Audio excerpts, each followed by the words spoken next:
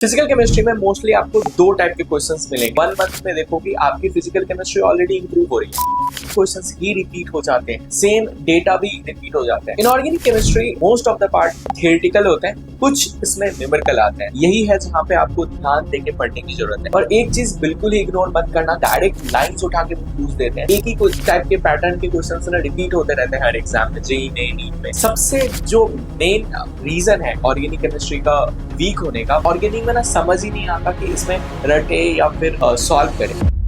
Chemistry एक ऐसा subject जो मैंने अपने टाइम पे सबसे ज्यादा स्ट्रगल फेस करा था, और शायद आप लोगों में से भी बहुत सारे लोग होंगे जो इसके साथ स्ट्रगल फेस कर रहे हैं। शायद इसीलिए आप इस वीडियो पे आए। पर मैंने फाइनली जिस सब्जेक्ट के साथ इतना ज्यादा स्ट्रगल फेस करा, उसमें नीट में 180 आउट ऑफ 180 मार्क्स आए, और इवन जेईई मेंस में मेरे 23 आउट ऑफ 25 क्वेश्चंस करेक्ट थे। तो मैं आपको शायद बेहतर बता सकता हूँ कि आप इसको कैसे इंप्रूव कर सकते हो।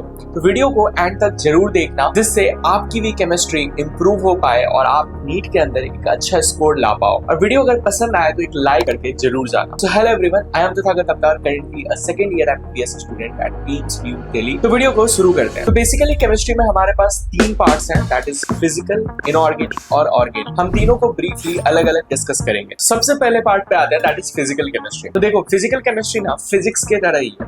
उसमें आपको अप्रोच जो रखना है ना, ऑलमोस्ट फिजिक्स के तरह ही रखना है। एक चीज नोट डाल के अब भी रख लो, not only in physical chemistry but आपको फिजिकल हो, इनऑर्गेनिक हो, ऑर्गेनिक केमिस्ट्री हो, सबके लेक्चर जो है आपको प्रॉपर्ली देखने हैं। और लेक्चर में जो क्वेश्चंस आपको कराते हैं, इनऑर्गेनिक में तो मोस्टली बहुत ही कम क्वेश्चंस होते हैं, बट फिजिकल केमिस्ट्री में, ऑर्गेनिक में जो भी क्वेश्चंस कराते हैं, आप उसको लेक्चर एंड होने के बाद ना सेम डे में करो। आप देखोगे, अगर आप लेक्चर में मान लो किसी भी लेक्चर में फिजिकल के 20-25 क्वेश्चंस आपने कराया और आप हर रोज वो 20-25 क्वेश्चंस करते गए ना, तो आप 1 मंथ में देखोगे आपकी फिजिकल केमिस्ट्री ऑलरेडी इंप्रूव हो रही है। आपको सेम डे में सारे वो फिजिकल केमिस्ट्री के क्वेश्चंस करने हैं जो आपको क्लास में कराया गया। एक ट्राई फिर से देना है, और जो क्वेश्चंस आपसे नहीं बने उसको लेक्चर वाला वो पार्ट देखना है कि वो आखिर कैसे करा था। और आप उन क्वेश्चंस को स्क्रीनशॉट लेके भी रख सकते हो फोल्डर बना के, जिससे आप एग्जाम से पहले या फिर कोई भी टेस्ट से पहले रिवाइज कर पाओ, या फिर चैप्टर रिवाइज करना हो तो उस टाइम पे आप उसको उन क्वेश्चंस को ही रिवाइज करो। तो ये चीज ना आपको फिजिकल केमिस्ट्री हो या फिजिक्स हो, ये आपको बहुत ही ज्यादा इंप्रूव करेगी। फिजिकल केमिस्ट्री में मोस्टली आपको 2 टाइप के क्वेश्चंस मिलेंगे। मोस्ट ऑफ द क्वेश्चंस आपको न्यूमेरिकल बेस्ड आएंगे, तो आपको न्यूमेरिकल क्वेश्चंस पे ज्यादा फोकस करना है। पहले लेक्चर लिया, फिर उसके सारे क्वेश्चंस करें, और सेम डे जो टॉपिक आज हमने पढ़ा उस टॉपिक के क्वेश्चन किसी भी मॉड्यूल से हमें सॉल्व करना है। साथ में पीवाईक्यू से भी उन क्वेश्चंस को करना है। और एक चीज मेक श्योर करना कि एनसीईआरटी के सारे फिजिकल केमिस्ट्री के क्वेश्चंस कर ही लेना, क्योंकि मोस्ट ऑफ द टाइम क्या होता है, एनसीईआरटी के क्वेश्चंस ही रिपीट हो जाते हैं, सेम डेटा भी रिपीट हो जाता है। इन टेक्स्ट के क्वेश्चन हो या एक्सरसाइज के क्वेश्चन हो, आपको प्रॉपर्ली करना है। अगर आप इन टेक्स्ट या एक्सरसाइज के ही क्वेश्चंस अगर फिजिकल केमिस्ट्री में अच्छे से कंसेप्चुअली यदि पढ़ के कर लेते हो ना, तो आपको नीट के अंदर एटलीस्ट फिजिकल केमिस्ट्री में दिक्कत नहीं आएगी। इन 2-3 बातों को अगर फॉलो करते हो तो आपकी फिजिकल केमिस्ट्री है ना बहुत ही अच्छी इंप्रूव हो जाएगी। और बात रही थियोरेटिकल क्वेश्चंस की, तो थियोरेटिकल क्वेश्चंस फिजिकल केमिस्ट्री में थोड़े कम आते हैं, बट जो भी आते हैं वो आएंगे एटॉमिक स्ट्रक्चर या इलेक्ट्रोकेमिस्ट्री सॉल्यूशन जैसे चैप्टर से। तो आप उनको एक बार तो जरूर से रीड करना। रीड करते टाइम आप एनसीईआरटी में हाईलाइट भी कर सकते हो, या फिर एक मैं तो कहूंगा कि एक छोटा सा 2-3 पेज का सीट निकालो और उसपे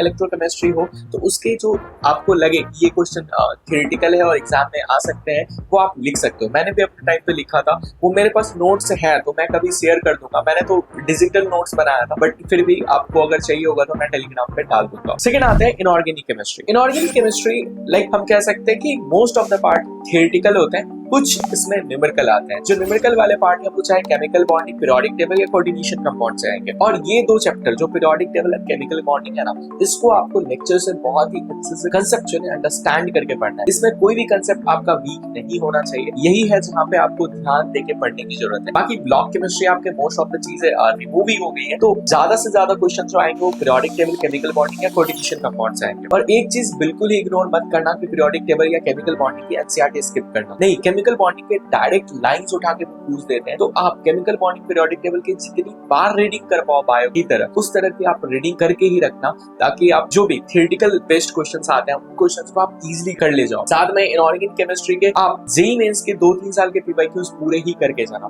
स्पेशली कोऑर्डिनेशन कंपाउंड में मॉड्यूल से और जितने भी पीवाईक्यू नीट में आ रखे हैं और जेईई मेंस में पीवाईक्यू आ रखे हैं ना, सारे ही करो, क्योंकि कोऑर्डिनेशन कंपाउंड में कहीं कहीं पे आपको बहुत ज्यादा कंफ्यूजन आती है। एनर्जी, वेव, वेवलेंथ, इन सब के कंपैरिजन में। तो वो सब आप अच्छे से क्वेश्चन प्रैक्टिस करना ताकि आप मेन एग्जाम में गलती ना करो। और आप कोऑर्डिनेशन कंपाउंड में स्पेशली इतना क्वेश्चन सॉल्व कर लो ना, क्वेश्चन आते ही आप उनकी ज्योमेट्री बता दो या फिर एनर्जी बता दो, वेवलेंथ बता दो, क्योंकि एक ही टाइप के पैटर्न के क्वेश्चंस ना रिपीट होते रहते हैं हर एग्जाम में, जेईई में, नीट में। इसीलिए मेक श्योर करना कि जेईई में और नीट के पीवाईक्यू अच्छे से करके जाना, साथ में एनसीईआरटी के एक्सरसाइज टेक्स्ट के क्वेश्चन करके जाना, और साथ में इनऑर्गेनिक में स्पेशली नोट करने की बात है कि आप उसके एग्जाम्पलर के क्वेश्चंस बिल्कुल ही लगा के जाना, चाहे ब्लॉक केमिस्ट्री हो, केमिकल बॉन्डिंग हो या फिर कोऑर्डिनेशन कंपाउंड हो, उसके एग्जाम्पलर के क्वेश्चंस को मत स्किप करना। अब आते हैं ऑर्गेनिक केमिस्ट्री। ऑर्गेनिक केमिस्ट्री यार, इन तीनों केमिस्ट्री में से सबसे मेरे लिए चैलेंजिंग ना ऑर्गेनिक केमिस्ट्री का, क्योंकि एक टाइम पे इनऑर्गेनिक आप रट सकते हो, फिजिकल केमिस्ट्री में सॉल्व करके इंप्रूव कर सकते हो, बट ऑर्गेनिक में ना समझ ही नहीं आता कि इसमें रटे या फिर सॉल्व करे। ये ना थोड़ा मिक्स वैरायटी का है, आपको इस पे दोनों ही एफर्ट डालना पड़ेगा। सबसे जो मेन रीजन है ऑर्गेनिक केमिस्ट्री का वीक होने का, वो है आपका जीओसी और आइसोमेरिज्म। अगर जीओसी आइसोमेरिज्म आपका वीक रह गया तो आपको ऑर्गेनिक केमिस्ट्री बिल्कुल ही नहीं समझ आएगी। तो मेक श्योर करो कि जीओसी को सबसे पहले स्ट्रॉन्ग करो, उसके जितने लगा सकते हो 200-300 क्वेश्चंस प्रैक्टिस करो, जिससे आपकी जीओसी इतनी स्ट्रॉन्ग हो जाए ना कि आपको जो ऑर्गेनिक के अंदर है वो डर ही खत्म हो। उसके बाद अगर ये स्ट्रॉन्ग हो जाता है तो मान लो आप कोई भी चैप्टर पढ़ते हो, जैसे अल्काइल एंड अराइल हैलाइड वाली चैप्टर पढ़ते हो, उन चैप्टर्स को क्या करो, रीड करो। रीड करने के बाद सबसे पहले आपको एक सीट बनानी है जिसमें आपको सबस्ट्रेट, रिएजेंट और उसका प्रोडक्ट लिखना है। वो एनसीईआरटी में जितने दे रखे हैं ना वो सारे ही लिख लो, और उसको आप रोज देखोगे ना तो आपके सारे रिएजेंट क्या करते हैं आपको याद हो जाए। सबसे बेसिक नीड जो है जीओसी पहले सीखना है, सेकंड आपको रिएजेंट का और साथ में वो प्रोडक्ट क्या बनाता है वो आपको याद होने चाहिए। उसके बाद एनसीईआरटी जब भी पढ़ने बैठो, ऊपर में रिएक्शन दिया है, उसके बाद कुछ सॉल्व्ड क्वेश्चंस होते हैं, उन सॉल्व्ड क्वेश्चंस को देखो, उसके नीचे ना अनसॉल्व्ड क्वेश्चंस रहते हैं, उन्हें करो सीक्वेंस में। ये वाली रिएक्शन पढ़ा, इसके सॉल्व देखे, अनसॉल्व कर दिया, फिर नेक्स्ट रिएक्शन पे गया, उसका सॉल्व देखा, अनसॉल्व किया। ऐसे करते करते चैप्टर को कंप्लीट करो एनसीईआरटी से ऑर्गेनिक को। एंड में एक्सरसाइज के क्वेश्चंस लगाओ। एक्सरसाइज में ना वो क्वेश्चंस कभी मत स्किप करना जिसमें रहता है कि पर्टिकुलर सबस्ट्रेट दिया और फाइनल प्रोडक्ट कुछ और ही पूछ रहे हैं, इसमें 3-4 बीच में इंटरमीडिएट स्टेप्स आएंगे। तो वो क्वेश्चन करने से ना आपकी थिंकिंग एबिलिटी बढ़ती है और आपको उसमें पता चलता है कि मेरे को कितना याद है, कौन सा रिएजेंट क्या वर्क करता है, कहां से कहां लेके हम जा सकते हैं रिएक्टेंट को प्रोडक्ट की तरफ। इससे ना आपकी थिंकिंग एबिलिटी बढ़ती है ऑर्गेनिक की तरफ और आपको इंटरेस्ट आएगा और मजा आने लगेगा। तो ये जरूर करना। और हाँ, ऑर्गेनिक केमिस्ट्री ना एक बार करने से, क्वेश्चन सॉल्व करने से नहीं आता, क्योंकि काफी चीजें ना आपको याद होनी चाहिए डायरेक्टली। ये रिएजेंट डायरेक्टली ये प्रोडक्ट देता है। तो आप ना ऑर्गेनिक के जितने ज्यादा क्वेश्चन प्रैक्टिस और जितनी बार प्रैक्टिस करोगे ना ऑर्गेनिक उतनी इंप्रूव होगी।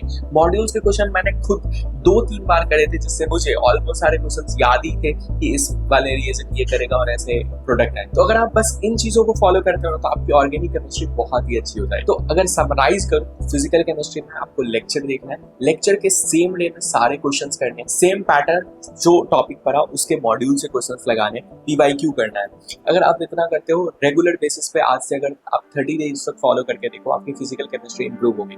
साथ में मेंशन कर रहा हूं, फिजिकल केमिस्ट्री में जो सबसे इंपॉर्टेंट चैप्टर है वो मोल कंसेप्ट और रेडॉक्स रिएक्शन। अगर मोल कंसेप्ट एंड रेडॉक्स रिएक्शन आपके वीक रह गया ना तो आपको इलेक्ट्रोकेमिस्ट्री सॉल्यूशन में दिक्कत आएंगे। इन 2 चैप्टर्स को एटलीस्ट आप अच्छे से कर लेना, जिससे आपको फिजिकल केमिस्ट्री के अंदर एक कॉन्फिडेंस फील हो। इनऑर्गेनिक केमिस्ट्री में आपको सबसे पहले chemical bonding, periodic table, coordination compound अच्छे से स्ट्रॉन्ग करना है लेक्चर के थ्रू। उसके बाद इनकी एनसीईआरटी की रीडिंग भी करनी है और इनऑर्गेनिक और बायो की तरह एनसीईआरटी रीडिंग करनी है, जिससे आपको थ्योरी बायो की तरह पूरी याद रहे, जिससे कोई भी स्टेटमेंट वाला क्वेश्चन आए तो इजीली हो जाए। ऑर्गेनिक केमिस्ट्री में आपको दोनों ही काम करना है। आपको क्वेश्चन में प्रैक्टिस अच्छे खासे अमाउंट में करना है, उसमें जीओसी आपका स्ट्रॉन्ग होना चाहिए, आइसोमेरिज्म स्ट्रॉन्ग होना चाहिए, और फिर आपको एनसीईआरटी की रीडिंग भी देनी है, क्योंकि वो डायरेक्ट क्वेश्चंस, डायरेक्ट रिएजेंट वाले प्रोडक्ट आएंगे और उन्होंने जो इन टेक्स्ट में क्वेश्चन डाल रखा है एक्सरसाइज में वो भी डायरेक्ट पूछ लेते हैं। तो आपको वो सब एकदम याद रहना चाहिए। तो आप अगर इतनी चीजों को फॉलो करते हो तो आपकी केमिस्ट्री स्ट्रॉन्ग हो जाएगी। हाँ, बस इससे पीछे मत भागना कि